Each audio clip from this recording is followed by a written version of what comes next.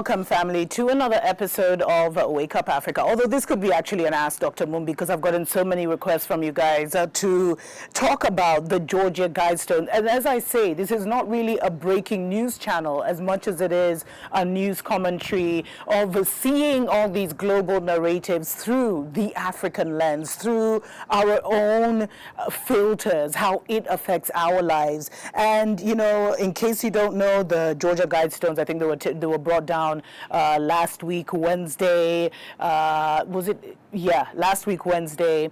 And what happened was that actually no one knows what happens, although it looks like some are calling it an act of God or whatever. But get this, family. It looks like, if you look at the video camera, it shows like it was shot from the sky by some kind of laser weapon, although they're trying to say it was an explosive and there was a car seen speeding off.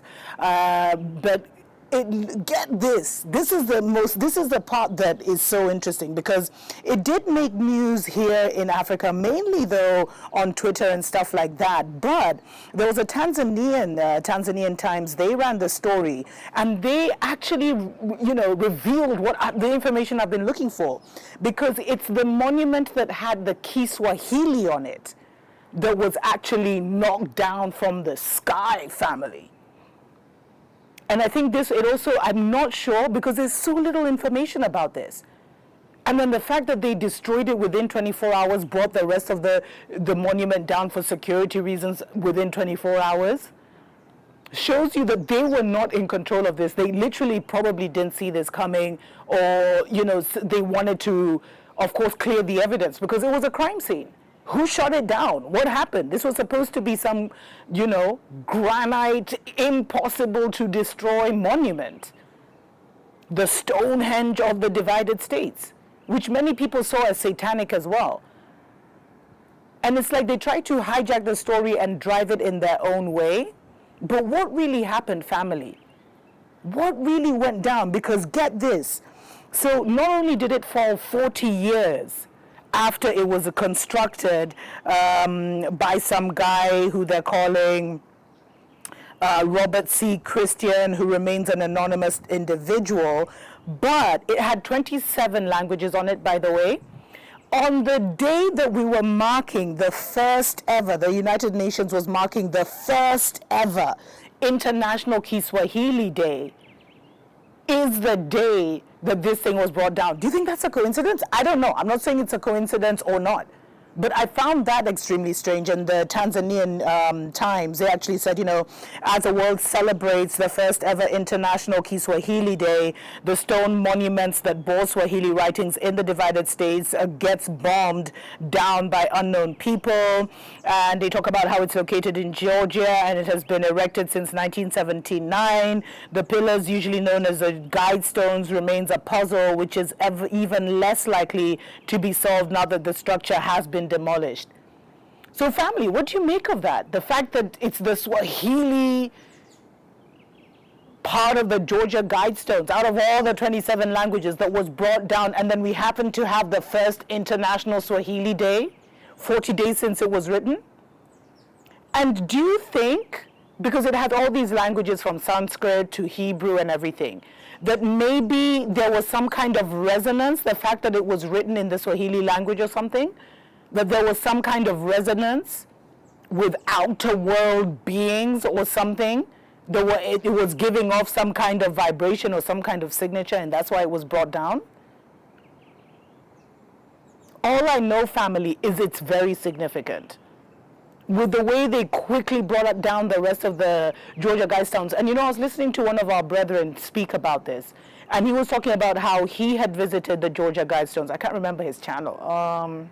I can't remember, but he had visited the Georgia Guidestones, and there were cameras absolutely everywhere. Like, that's one of the things he noticed, is like there were so many security cameras, and yet the only footage that has been released has been from one angle. So this is definitely some kind of, attack from cosmic beings, family. Is it connected to the Hadron Collider? Because it happened almost around the same energetic time that the Hadron Collider was turned on. What does it signify? Does it signify the beginning of like that war now on Earth? And I've actually done a show on the time capsule that was found inside, because there was a time capsule which they quickly opened, and they said it had nothing significant in it. But what was really in that time capsule? Because this was some kind of esoteric, as many have said, this was some kind of esoteric building, or no, building monument, where they were almost trying to imitate the pyramids of of Egypt, the Stonehenge of the divided kingdom. And I was looking, according to The Guardian, let me see if I still have, according to The Guardian, the Georgia Guidestones was actually perfectly aligned.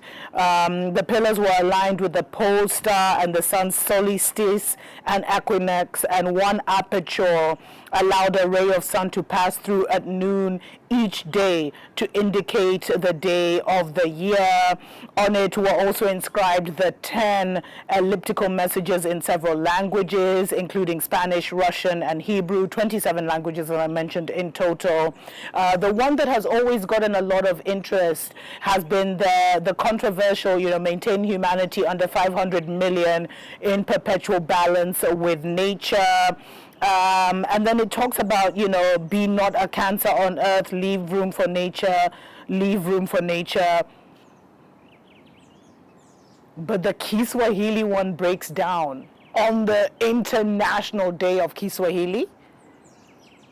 Could it be a message from our ancestors' family, or a message from our cosmic family that is already here?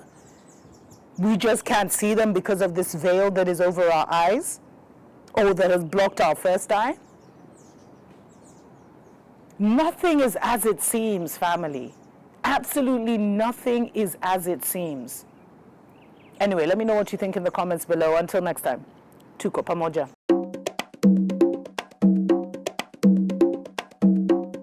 Looking for a conscious community, or for people who are on their awakening journey, on their transition to an off-grid living in your country, well, we have the solution, family. We're calling it Unity Communities. We get so many emails every week from people who ask if I know of people in their region, or people in their city, or people in their town who are on a similar kind of journey, who have broken away or are breaking away from the religious psychosis, and they're looking for just people who think the same way in their town, in their city. But more importantly, to give us a community where we feel understood, understood, overstood, where we can bond with people of like mind. And if you feel called to be part of this, definitely email me at drmumbi at drmumbishow.com.